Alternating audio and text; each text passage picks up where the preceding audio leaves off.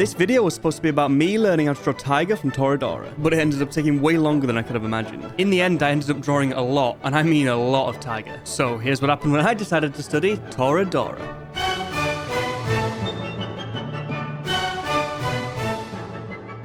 My original mission here was to study the artwork until I could draw it as if it was a shot from the anime, and almost immediately I ran into a massive hurdle. This being the fact that in anime, characters' appearances constantly change depending on what scene they're placed in. So in the end, I decided to focus my attention on the most common and repeated style, with my end goal being drawing Tiger looking and acting like herself.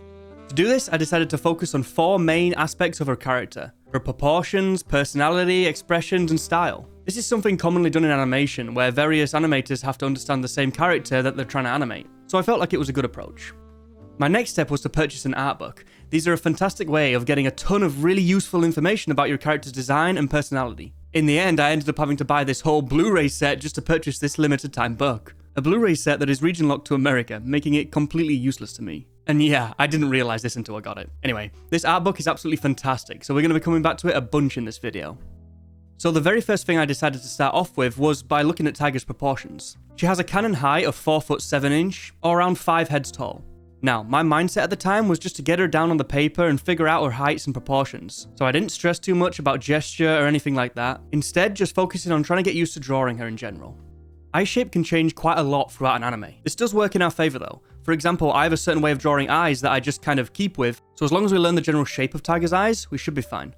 Something to remember when drawing eyes is just how much they affect the character's emotions. When I was younger, I'd always draw like a basic stick figure face, and I'd always mess around with the eyebrows to get different emotions out of that figure. Now we can push this to the next level by transferring our emotion from our eyebrows into the eyes themselves, warping and bending them independently to really push the character's emotion. A lot of emotion is going to be captured through Tiger's eyes, so I kind of wanted to make sure I got this right. Next, I decided to move on to one of the most characterizing features of Tiger, and pretty much any anime girl in my opinion, the hair. Typically in anime, different characters share the same general eye shape. This makes hair one of the main differentiating features between them. One of the main things to notice about her hair is that it's mostly straight until it passes around the bottom of her face, at which point it starts to get quite puffy and zigzag off. This zigzagging is quite unique to Tiger's hair, and by adding this zigzag into our own drawings, it really makes them look more like her. Now, the last characterizing feature on her hair is this little bedhead flick that she has at the back of her head. Once we add this, you can tell it's Tiger just by looking at the silhouette alone. And that's what makes really good character design. I really don't think this character recognizability is possible in any other part of the character other than the hair. So if you can master a character's hairstyle, drawing them becomes a hell of a lot easier. Now, if we add her fringe and just a basic anime face, you can see that it still looks like Tiger. Now I had a good understanding of all of her proportions and characterizing features, I decided to study a bunch of different expressions so I could better illustrate how she reacts and looks in certain situations. To help me with this, I found a bunch of animation frames that I then put to the side to use as the main reference, with my main plan at this stage just being to copy them nice and easy, so I can get a really good idea of how she just expresses her emotions. Here we can see that when Tiger gets flustered, she tends to appear angry, with her eyebrows arching down and her eyes getting slightly thinner. Once again, noticing little things like this make a massive difference when it comes to drawing her later.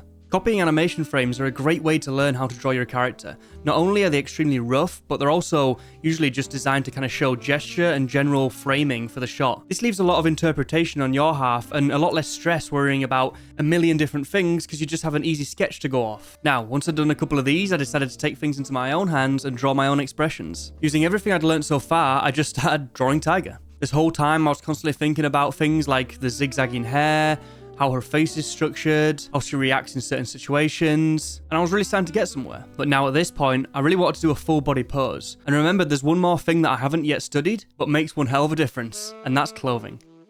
So Tiger's character has an absolutely fantastic sense of fashion. There are so many different fashionable outfits that she wears throughout the whole series. Looking at her art book here, we can see that she likes wearing a lot of frilly clothes, as well as some really high-end, what I can imagine being designer brands. There's quite a lot of variety, and I kind of like this turtleneck jumper right here, seeing as I'm currently wearing a lot of jumpers at the moment, so I decided to draw her wearing this. It's quite smart really. The clothes she wears in the show help us visualize how wealthy she is without saying it directly to our face, at least not at the start. And there's also some moments where she wears some pretty relaxing stuff, like this hoodie that belongs to Ryuji. Tiger borrows this to go to the shops, and it kind of shows how comfortable she is in his clothes, helping the narrative a little bit.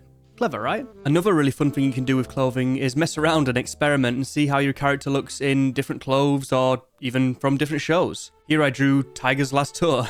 If the character you're drawing always wears the same clothes, it's quite refreshing to see them in something different. The point being, have fun with your art. Now at this point in my study, I decided to splash on a little bit of colour, why not? And after all this effort, I felt pretty confident to give it my all. So let's wrap everything up. You ready? Let's draw Tiger. So as always, we're going to start off with a simple anime head, and we're going to use all the information and everything we've learned so far about the face structure on this face, making sure her cheeks are nice and sharp, things like that. So for inspiration, I was kind of thinking about that last scene in the anime, and I wanted to do something kind of like that, and I think this expression fits quite nicely.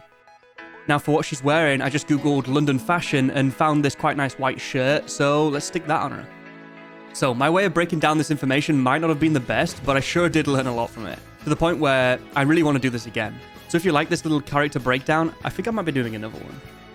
And there we have it, our finished drawing of Tiger. And hey, thanks for spending some of your time watching my little video. I really do appreciate it. This one's been really fun, so thank you. Now get to drawing Tiger. See you guys later. Congrats, Daddy.